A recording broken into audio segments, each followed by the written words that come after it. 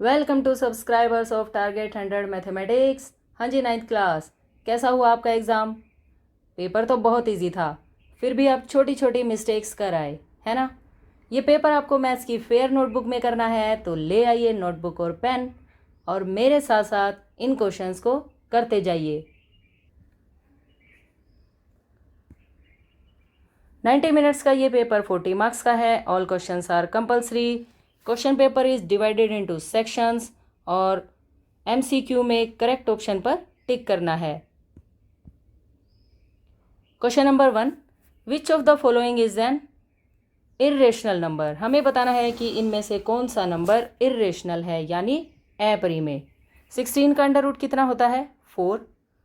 3 4 ज़ा 12 और 4 का अंडर रूट 2 होता है। 100 का अंडर रूट 10। 12 को देखिए ध्यान से, 12 को आप क्या लिख सकते हैं? 4 3 ज़ा 12। ये 4 अंडर रूट से बाहर आकर 2 बन जाएगा और under root 3 as it is. और 2 अंडर रूट 3 कैसा नंबर है? Irrational. So C is correct answer. Question number 2, P की वैल्यू गिवन है और हमें बतानी है P1 की। बिल्कुल ही सिंपल सी बात है, y को रिप्लेस कर दीजिए 1 से। जहाँ जहाँ y वहाँ वहाँ 1, ऐसे। ओके, 1 से 1 कैंसिल हो जाएगा और 1 का स्क्वायर कितना होता है? 1। So C is correct answer. Question number 3, the value of abscissa in point this. Abscissa का मतलब होता है भुज, यानी x की वैल्यू। Answer will B -3। अगर इसी क्वेश्चन में आपसे एब्सिसा के प्लेस पर ऑर्डिनेट पूछ लिया जाता तब वैल्यू होती 5। ऑर्डिनेट का मतलब होता है कोटि। Okay, now question number 4, the solution of equation. इस इक्वेशन का हमें सॉल्यूशन बताना है। बिल्कुल ही सिंपल सी बात है, पहली वैल्यू x के प्लेस पर रखना और दूसरी वैल्यू y के प्लेस पर। अगर आंसर 12 आ जाए तो सॉल्यूशन है, वरना नहीं है। अगर मैं x के प्लेस पर 4 रखूं और y के प्लेस पर 0, तो क्या 12 आएगा? नहीं, क्योंकि 4 4 ज़ा 16 और 16 और 12 इक्वल नहीं होते। ओके, अब हम रखते हैं x के प्लेस पर 2 और y के प्लेस पर 0। Okay, 4 into 2 plus 0 is equal to 12 आएगा? नहीं, क्योंकि 4 2 ज़ा 8 और 8 और 12 भी इक्वल नहीं होते। इसलिए हम अब ये वाली वैल्यू पुट करते हैं, 0 और 4। x के प्लेस पर 0 और y के प्लेस पर 4। क्या 12 आ जाएगा? ये वैल्यू तो 0 हो गई और 4 3 ज़ा 12। ये बात बिल्कुल सही है, 12 और 12 इक्वल होते हैं। So C is correct answer. Question number 5, दो वृत्त सर्वांगसम होते हैं यदि उनकी क्या बराबर हो? त्रिज्याएं। 2 circles are congruent if their radii are equal. Question number 6, find the coefficient of x square in polynomial this. हमें एक्स स्क्वायर का कोफिशिएंट बताना है, यानी गुणांक। और जो एक्स स्क्वायर से पहले नंबर लिखा होता है, डिजिट जो लिखा होता है, उसे कोफिशिएंट कहते हैं। यहाँ पर ये +4 है, so answer will be C. अगर यहाँ पर -4 होता तब आंसर -4 हो जाता। Okay, question number 7, the zero of the polynomial this. हमें इस बहुपद का शून्यक बताना है। इसके लिए इस बहुपद को 0 के इक्वल लिखिए। प्लस का 1 राइट साइड जाकर -1 में चेंज हो जाएगा और मल्टीप्लाई वाले नंबर डिवाइड में। ये है इस बहुपद का शून्यक। Okay, question number 8, area of triangle is dash the product of its base and the corresponding altitude. त्रिभुज का क्षेत्रफल उसके आधार और संगत शीर्ष लंब के गुणनफल का आधा होता है। त्रिभुज का क्षेत्रफल क्या होता है? 1/2 गुणा आधार गुणा लंब, 1/2 into base into height. Okay, तो आधार ये है, लंब ये रहा, इनके गुणनफल का क्या होता है? आधा। आप यहाँ पर 1/2 भी लिख सकते हैं। Okay, question number 9, every natural number is a whole number. प्रत्येक प्राकृत संख्या पूर्ण संख्या होती है। ट्रू फॉल्स का क्वेश्चन है। नेचुरल नंबर्स क्या होते हैं? 1 से स्टार्ट होने वाले 1 2 3 4। और होल नंबर्स क्या होते हैं? 0 1 2 3 4। तो बताइए क्या आप नेचुरल को होल कह सकते हैं? ये हैं नेचुरल नंबर्स, इन्हें होल नंबर्स कहा जा सकता है। ओके, क्योंकि होल नंबर्स में 1 से आगे सभी नंबर्स होते हैं। सिर्फ होल नंबर्स में 0 एक्स्ट्रा होती है और नेचुरल नंबर में 0 नहीं होती। So this statement is true. Question number 10, in which quadrant the point lies -3 -10 कहाँ होगा? पहली वैल्यू x की, दूसरी वैल्यू y की। x के नेगेटिव नंबर्स यहाँ होते हैं, मान लीजिए यहाँ -3 है, और y का -10 मान लीजिए यहाँ है। तो ये दोनों नंबर्स पर डाले गए परपेंडिकुलर कहाँ मिल रहे हैं? यहाँ। तो -3 -10 होगा इस क्वाड्रेंट में, और ये कौन सा क्वाड्रेंट है? थर्ड। तो इसका आंसर क्या हो जाएगा? Third quadrant. Okay. Question number 11, ये क्वेश्चन है कथन और कारण का, यानी असर्शन और रीज़न का। बहुत ध्यान से आपको ये क्वेश्चन समझना है, क्योंकि फाइनल एग्जाम में भी आपको इस टाइप का क्वेश्चन ज़रूर मिलेगा। कथन, यदि हम 2x + 3y = 7 के दोनों पक्षों को 2 से गुणा करें तो समीकरण का हल नहीं बदलता। पहले हमें ये चेक करना है कि क्या ये बात सही है या नहीं। सेकंड, कारण में क्या होता है?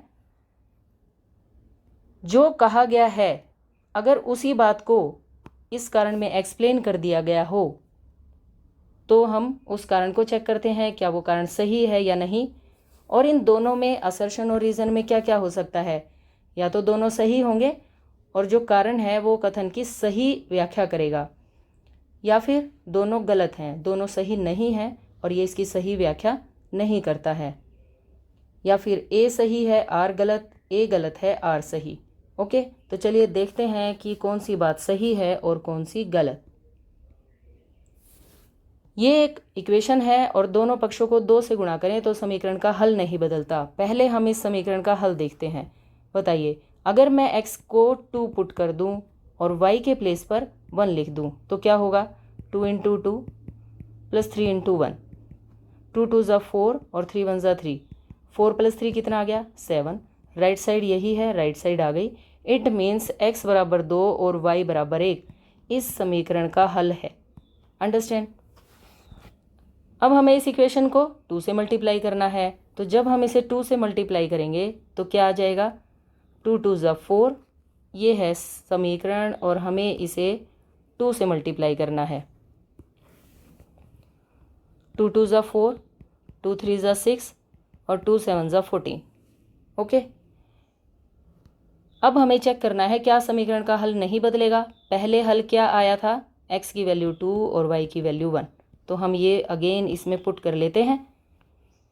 x के प्लेस पे 2 रखना और y के प्लेस पे 1। 4 2 = 8, 6 1 = 6 और 6 + 8 14। ये बात बिल्कुल सही है कि हल नहीं बदला गया, हल वही आया है जो 2 से गुणा करने पर राइट साइड में बना। ओके, असर्शन तो ठीक है। नाउ रीज़न देखिए, गैर शून्य यानी 0 नहीं लेनी। अचर का मतलब होता है कांस्टेंट, जैसे यहाँ पर ये 2 अचर है। अचर से गुणा करने पर एक अलग समीकरण बनता है। देखिए, जब आपने इसे 2 से मल्टीप्लाई किया तो ये एक नया अलग समीकरण बना। ये बात सही है, लेकिन x और y के बीच संबंध समान रहता है। ये बात भी बिल्कुल सही है, x और y का जो रिलेशन है वो सेम रहेगा। अंडरस्टैंड? यानी यहाँ पर असर्शन भी सही है और कारण यानी रीज़न भी ठीक है। तो आप क्या देंगे? इसका आंसर कथन ए और कारण आर दोनों सही हैं और कारण कथन की सही व्याख्या करता है। सो क इज करेक्ट। ये इंग्लिश की स्टेटमेंट है इसी क्वेश्चन की। Now section B, very short type questions. Question number 12 to 14 2 marks के हैं। क्वेश्चन नंबर 12, इस इक्वेशन के हमें 2 अलग अलग हल ज्ञात करने हैं। जब भी आपको किसी भी इक्वेशन के सॉल्यूशंस फाइंड करने हो तो बड़ा ही सिंपल सा मेथड है।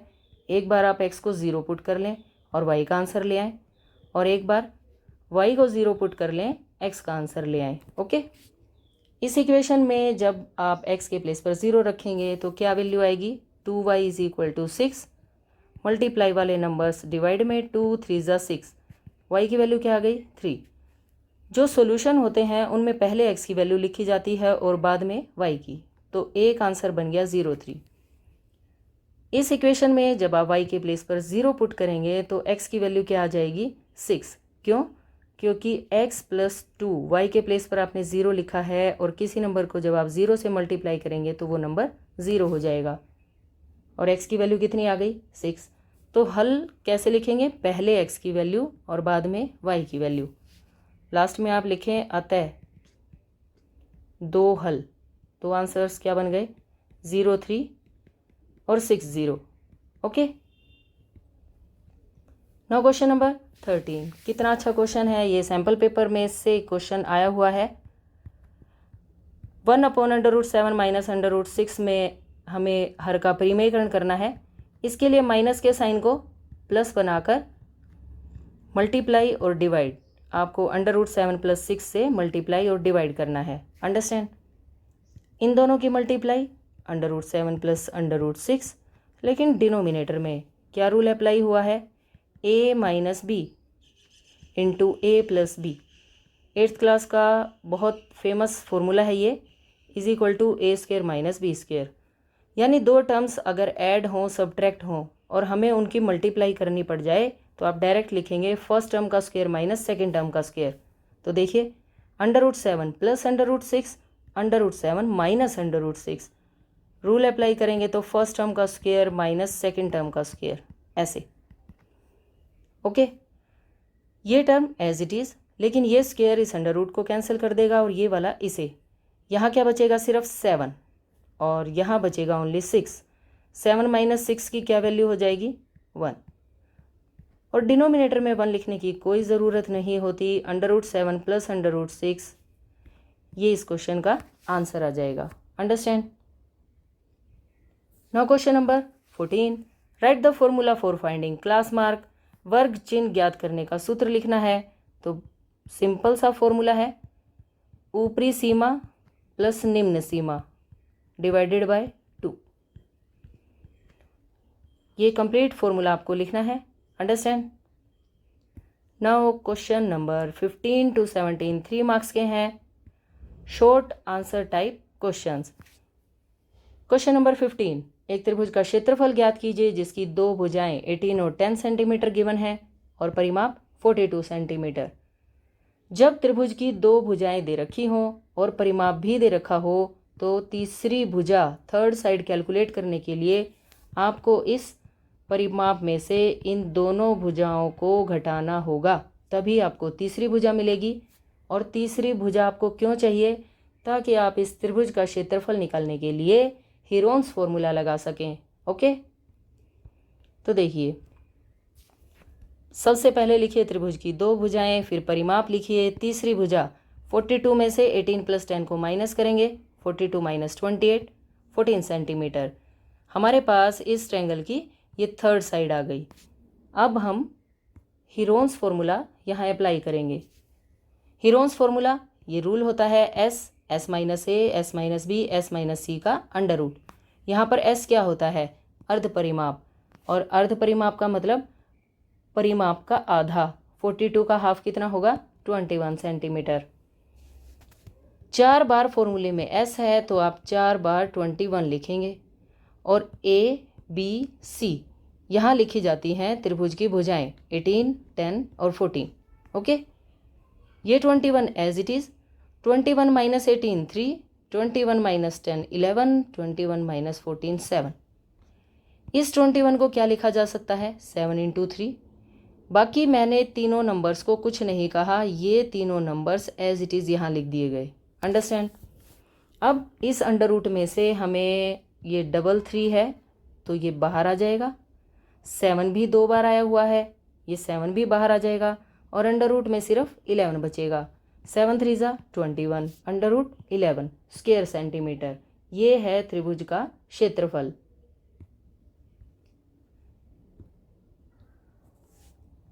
Now question number 16। ये क्वेश्चन भी सैंपल पेपर में करवाया जा चुका है, तो देखिए एक बार फिर से इसे यहाँ पर। यदि एंगल PQR 100 डिग्री है जहाँ PQR केंद्र O वाले एक वृत्त पर स्थित बिंदु हैं। ये हैं 3 पॉइंट्स PQR और ये है केंद्र O। और ये एंगल है 100 डिग्री, इतना। हमें फाइंड करना है एंगल OPR। कहाँ है एंगल OPR? यहाँ। इस एंगल को फाइंड करने के लिए आपको सिर्फ एक छोटी सी बात पता होनी चाहिए कि सर्कल के सरकमफ्रेंस पर किसी आर्क ने जितना एंगल बनाया, और अगर वही आर्क सेंटर पर कोई एंगल बनाए तो सेंटर वाला एंगल डबल होता है। मान लीजिए यहाँ पर 50 डिग्री बना तो यहाँ बनेगा 100 डिग्री। अगर सरकमफ्रेंस पर यहाँ 45 डिग्री है तो सेंटर पर कितना बनेगा? 90 डिग्री। ओके, बस ये रूल आपको पता होना चाहिए। तो चलिए करते हैं इस क्वेश्चन को। अगर ये एंगल 100 डिग्री है यहाँ से यहाँ तक, आर्क कौन सी है? PR, ये वाली। इस आर्क ने सेंटर पर कितना एंगल बनाया? ये। और अगर ये 100 है तो 100 का double 200। Okay, reflex angle POR, इसे रिफ्लेक्स एंगल कहा जाता है। रिफ्लेक्स का मतलब होता है प्रतिवर्ती। प्रतिवर्ती कोण POR, ये वाला एंगल 200 डिग्री बन गया। एक पॉइंट के अलोंग टोटल 360 डिग्री बनता है। उसमें से अगर मुझे 200 डिग्री दे दिया गया एंगल, ये वाला 200 है, तो अदर पार्ट जो दूसरी साइड वाला एंगल है वो कैसे कैलकुलेट करेंगे? 360 में से 200 को माइनस करके। अगर मैं 360 में से 200 को माइनस कर दूं तो मेरे पास ये वाला एंगल आ जाएगा। कितना आएगा? 160 degree. Okay, PO is equal to OR, एक ही वृत्त की त्रिज्याएं। ये वाली भुजा PO इस OR के बराबर है, ये भुजा इस भुजा के बराबर है। और आप एक बात बताइए, अगर किसी त्रिभुज में दो भुजाएं बराबर हों तो उनके सम्मुख कोण क्या होते हैं? बराबर। यानी अगर मैं इसे एंगल 1 और 2 मान लूँ तो एंगल 1 किसके इक्वल हो जाएगा? एंगल 2 के। यहाँ पर इस एंगल को 1 मान लिया गया है और इस वाले एंगल को 2। Okay, angle 1 is equal to 2। समद्विबाहु त्रिभुज के सम्मुख कोण, अगर आप यहाँ हिंदी में लिखें तो आप लिख लें समद्विबाहु त्रिभुज के सम्मुख कोण। अब इस छोटी सी त्रिभुज की बात कीजिए। ये देखिए, ये वाली, ये एंगल 1 है, ये एंगल 2 है, ये वाला एंगल है 160 डिग्री। हमें पता है कि एक त्रिभुज के तीनों कोणों का जोड़ कितना होता है? 180 डिग्री। उसमें से ये कितना है? 160। और ये दोनों कोण कैसे हैं? बराबर। इट मीन्स एंगल 1 और 2 को इक्वल अगर हैं तो इन्हें कितना होना पड़ेगा? 10 डिग्री।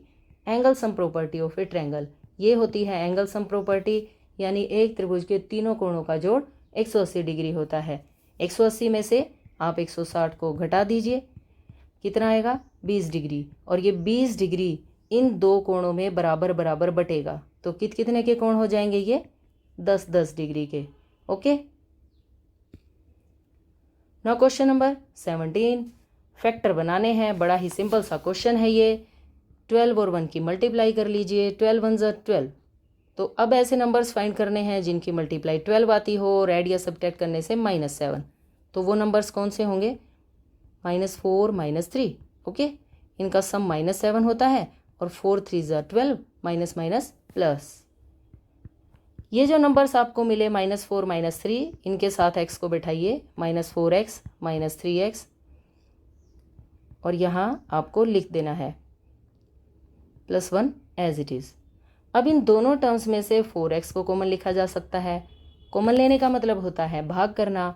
4 से जब आप 12 को डिवाइड करेंगे तो 4 3 ज़ा 12, एक x आएगा माइनस, ये कंप्लीट 4x कॉमन जा चुका है, यहाँ बचेगा 1। अब इन दोनों टर्म्स में से आपको -1 कॉमन लिखना है। क्योंकि आप माइनस को कॉमन लिख चुके हैं इसलिए अंदर के साइन चेंज करना बिल्कुल ना भूलें। अब 3x -1, ये ब्रैकेट्स में बिल्कुल सेम टर्म आनी चाहिए अगर आपका क्वेश्चन सही है। अब हम इन्हें कॉमन लिख लेंगे और यहाँ क्या बचेगा? 4x -1, ये वाला 4x और ये वाला -1 आपको यहाँ अलग ब्रैकेट में लिखना है बस, विच इज़ रिक्वायर्ड आंसर। यही फैक्टर होते हैं, इन्हें गुणनखंड कहा जाता है। Now section D, long answer type questions हैं 18 और 19। प्रत्येक प्रश्न 5 अंक का है। 18 क्वेश्चन में 2 पार्ट्स हैं। अगर ये क्वेश्चन 5 मार्क्स का है तो 2.5 इसके हैं और 2.5 इसके। ओके, फर्स्ट पार्ट में फैक्टर बनाने हैं 27x³ plus y³ plus z³ minus 9xyz के। तो चलिए इसके फैक्टर बनाने के लिए ये वाला फॉर्मूला आपको लर्न होना चाहिए। x³ plus y³ plus z³ minus 3xyz is equal to x plus Y plus z into first term का स्क्वायर प्लस सेकेंड टर्म का स्क्वायर प्लस थर्ड टर्म का स्क्वायर और माइनस में xy minus yz minus zx। 27x³ को क्या लिखा जा सकता है? 3x का होल क्यूब, क्योंकि 3 3 ज़ा 9 3 ज़ा 27 और y³ as it is, z³ भी as it is.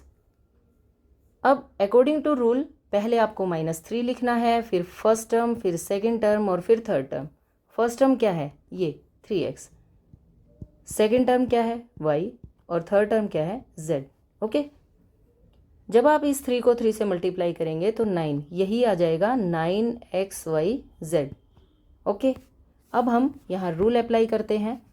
According to rule first bracket में आपको लिखना है first term plus second term plus third term. First term क्या है? 3x, सेकेंड टर्म है y और थर्ड टर्म है z। ऐसे अंडरस्टैंड? अब सेकेंड ब्रैकेट में हमें लिखना है फर्स्ट टर्म का स्क्वायर। तो ये हमने सेकेंड ब्रैकेट स्टार्ट की।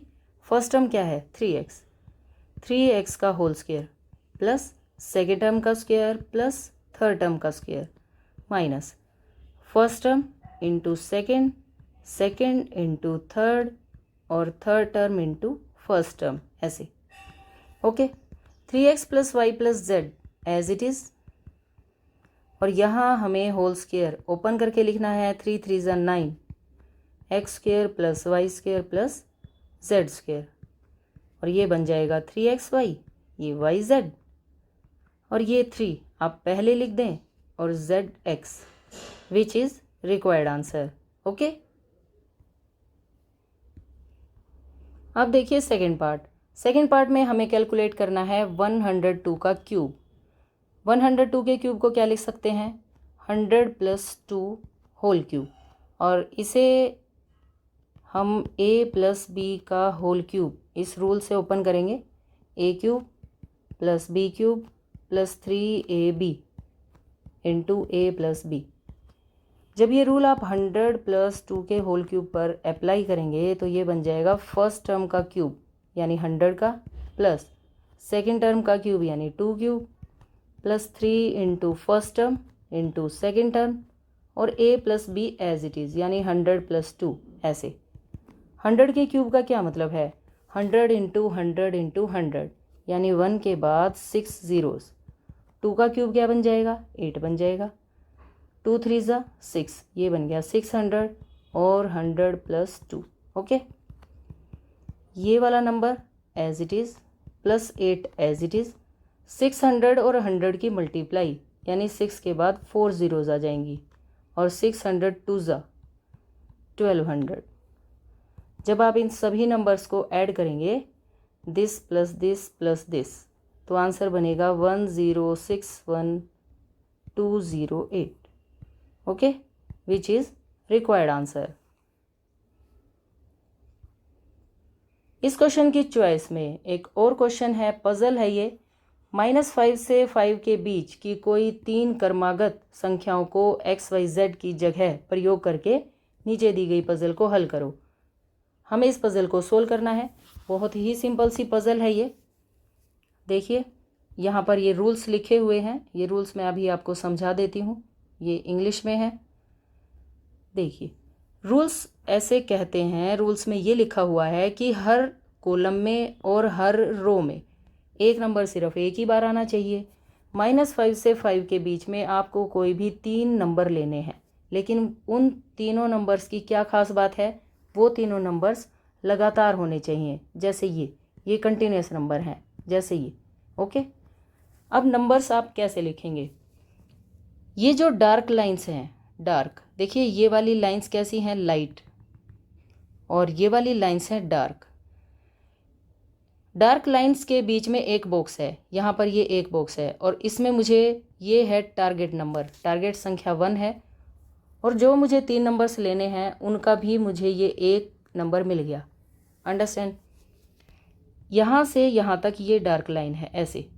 इस बात का ये मतलब है आपको इन दो बॉक्सेस में ऐसे नंबर लिखने हैं जिनका सम करने से -1 आ जाए। ये टारगेट संख्या है और ये है ऑपरेशन।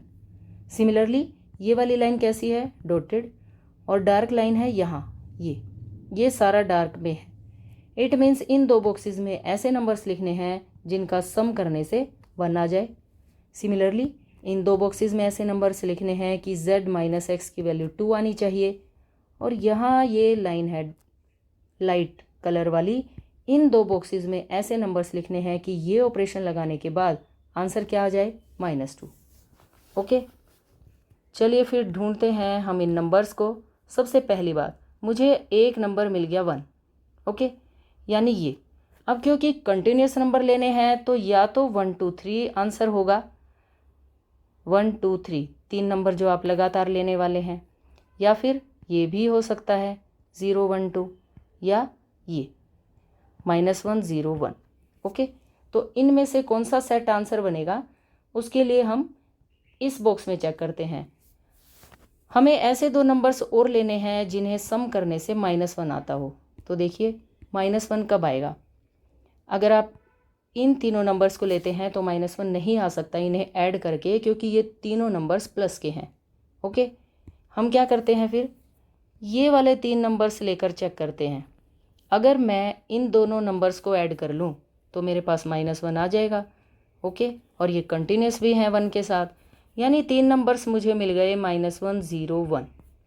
अब इनमें से कौन सा x बनेगा, कौन सा y और कौन सा z, इसके लिए हमें एक ये वाली इक्वेशन और सोल्व करनी पड़ेगी, इस टारगेट नंबर को और बनाना पड़ेगा। देखिए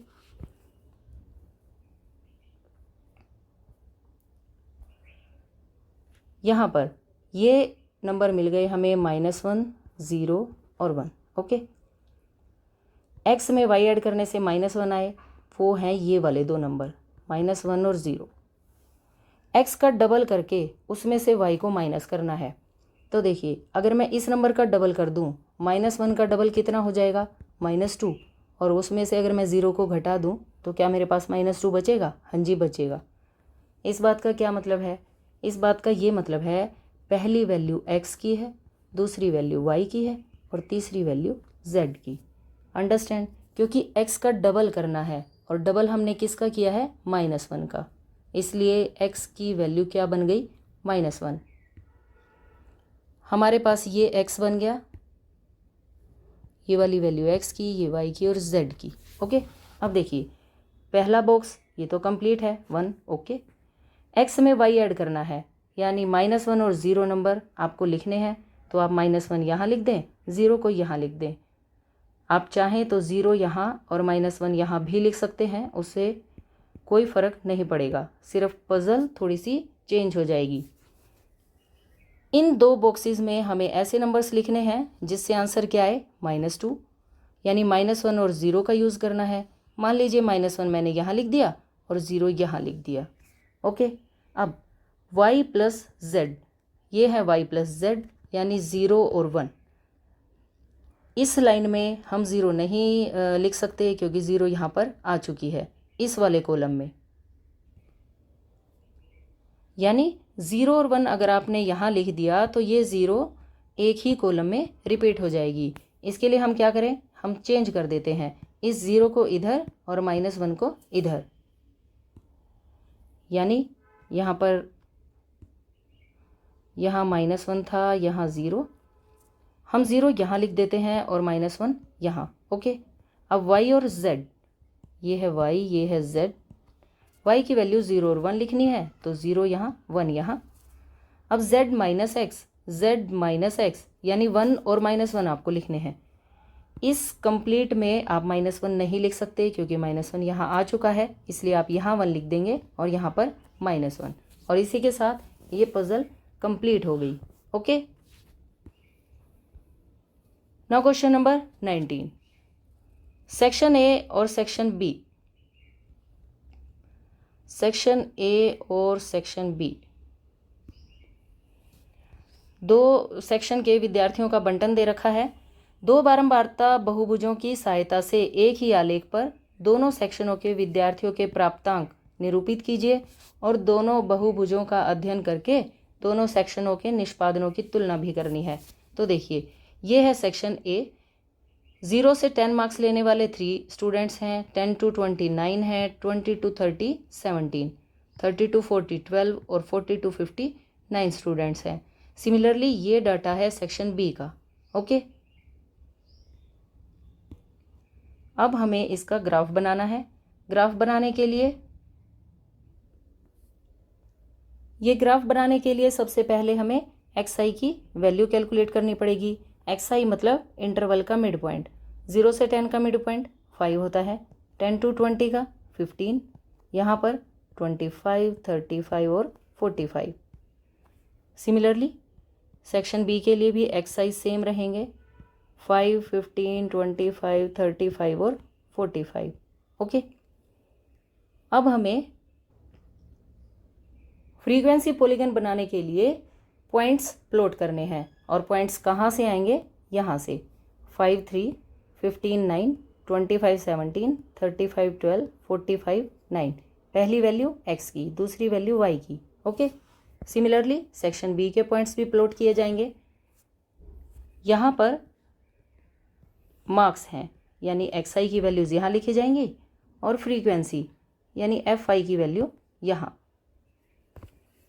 सबसे पहला पॉइंट है 5 3। ये इक्वल डिस्टेंस पर 5 10 15 20 25 30 35 ये पॉइंट्स आपको बनाने हैं ग्राफ पर।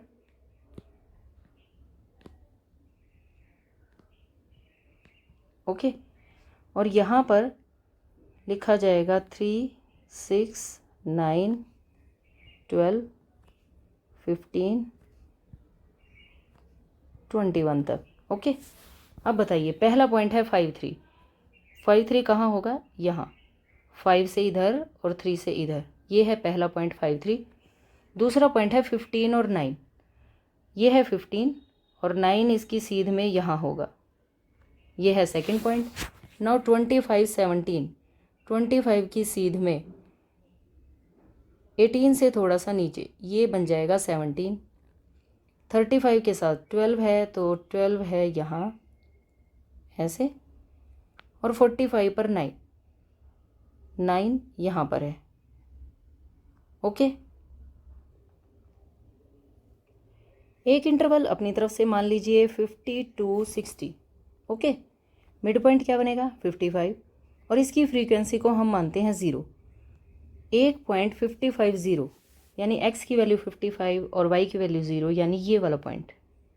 ओके, सिमिलरली स्टार्टिंग में ये 5 है, 5 से पहले मान लीजिए माइनस का 5 और 0, और -5 कहाँ होगा? यहाँ, ये है -5। एक सेक्शन का ये सारे पॉइंट्स कंप्लीट हो गए हैं और अब हम इन्हें ज्वाइन कर देते हैं। एक सेक्शन का ये graph ready. Okay, similarly second section के लिए पहला पॉइंट हम बनाते हैं 5 5 यानी यहाँ 5 5। नेक्स्ट पॉइंट है 15 19। 15 ये है और 19 बनेगा 18 से जस्ट अबोव यहाँ पर। देन 25 और 15 यानी यहाँ। 35 है तो 10 है, 10 होगा 9 से जस्ट अबोव। 45 पर 1 यानी यहाँ पर। और सिमिलरली यहाँ भी आपको एक पॉइंट लेना है 55 और 0 और -5 वाला भी, यानी ये स्टार्टिंग और एंडिंग पॉइंट सेम होंगे। और ये बनेगा अब सेक्शन बी का ग्राफ।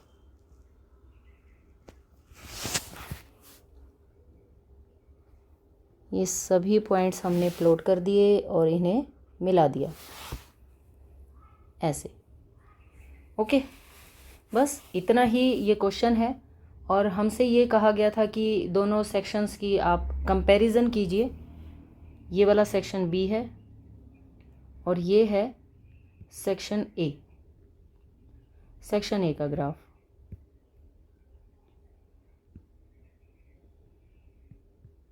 ओके, तो दोनों ग्राफ को जब हम ध्यान से देखते हैं तो हमें ये पता चलता है कि सेक्शन ए के बच्चे ज़्यादा अच्छे हैं, ज़्यादा उन्होंने अच्छे नंबर लिए हैं, क्योंकि 40 to 50 मार्क्स लेने वाले 9 स्टूडेंट्स हैं और सेक्शन बी में 40 to 50 में सिर्फ एक ही बच्चा है। ओके, इसलिए सेक्शन ए के स्टूडेंट्स बेटर हैं सेक्शन बी से। ओके, नाउ सेक्शन डी है सोर्स बेस्ड क्वेश्चन। 4 मार्क्स का ये क्वेश्चन है। इसमें एक टाउन का नक्शा दे रखा है, सभी बिल्डिंग्स और जगह को स्कूल को केंद्र मानकर दिखाया गया है। टाउन के नक्शे में टाउन को एक खड़ी और एक लेटी रेखा के द्वारा 4 हिस्सों में बांट दिया गया है। दोनों रेखाएं आपस में जिस बिंदु पर काटती हैं वहाँ बड़ा स्कूल है। तो देखिए ये ग्राफ है, ये है बड़ा स्कूल, इधर प्राइमरी स्कूल है, पार्क, बैंक, आम का खेत, लाइब्रेरी, मार्केट, रिवर और मॉल। ओके, ये है पूर्व, उत्तर, पश्चिम और ये दक्षिण। अंडरस्टैंड? ये ग्राफ गिवन है, इस तरह से ये नक्शा है और हमें इस पर बेस्ड जो क्वेश्चंस हैं उनके आंसर देने हैं। पहला क्वेश्चन है प्राइमरी स्कूल बड़े स्कूल से कितने खाने की दूरी पर है। तो देखिए ये है प्राइमरी स्कूल और ये है बड़ा स्कूल। कितने खाने की दूरी पर है? 1, 2, 3। तो आंसर क्या हो जाएगा? 3 खाने। और किस तरफ? पूर्व की तरफ, इस तरफ है। So this is correct answer. Now question number 2, बड़े स्कूल से 5 खाने उत्तर और 4 खाने पश्चिम की तरफ क्या है। तो बड़ा स्कूल है ये, 5 खाने उत्तर, यानी इस साइड आपको जाना है। तो चलते हैं 1, 2, 3, 4, 5। ये 5 खाने उत्तर और 4 खाने पश्चिम। पश्चिम इधर है, इस साइड आपको 4 खाने चलना है। 1, 2, 3, 4। कहाँ पहुँच गए आप? आम का खेत। So this is correct answer. Now third question, यदि उत्तर व पूर्व दिशाओं को धनात्मक पूर्णांकों द्वारा पश्चिम दक्षिण को ऋणात्मक, यानी ये पश्चिम है ये दक्षिण, इन्हें माइनस से दिखाया जा रहा है, पूर्व और उत्तर को प्लस से दिखाया जाए, तो जो नदी की स्थिति है वो -2 -4 है। ये है रिवर और ये पॉइंट है -2 -4, क्योंकि यहाँ पर x है -2 ऐसे ये वाला और y है -4। ओके, इसी प्रकार निम्नलिखित की स्थिति को पूर्णांकों द्वारा किस प्रकार दर्शाया जा सकता है। क्वेश्चन पेपर में ये वाली स्टेटमेंट में थोड़ी सी मिस्टेक है जिसे मैंने यहाँ ठीक कर दिया है। तो चलिए बैंक के कोऑर्डिनेट बताने हैं आपको। ये है बैंक, ये y एक्सिस पर 1, 2, 3, 4, यहाँ पर y 4 है लेकिन x नहीं है, यानी x की वैल्यू 0 और y की वैल्यू 4, इसलिए बैंक के निर्देशांक क्या बन जाएंगे? 0, 4। और मार्केट, ये है मार्केट, यहाँ पर आप x देख लीजिए क्या है, -1, -2, -3, -4, -5, यहाँ पर ये -5 और y की वैल्यू है -3, ये ऐसे यहाँ से -5 आ गया, तो मार्केट के कोऑर्डिनेट बन जाएंगे -5, -3। Understand? Which is required answer. और इसी के साथ आपने ये पूरा पेपर कंप्लीट कर लिया है। मुझे उम्मीद है कि सभी क्वेश्चंस आपको अच्छी तरह से समझ आ गए होंगे। अगर किसी क्वेश्चन में कोई दिक्कत हो तो कमेंट सेक्शन में ज़रूर बताएं। वीडियो को शेयर करें, लाइक करें। Thanks for watching. चैनल को सब्सक्राइब करना बिल्कुल ना भूलें। Bye bye, take care.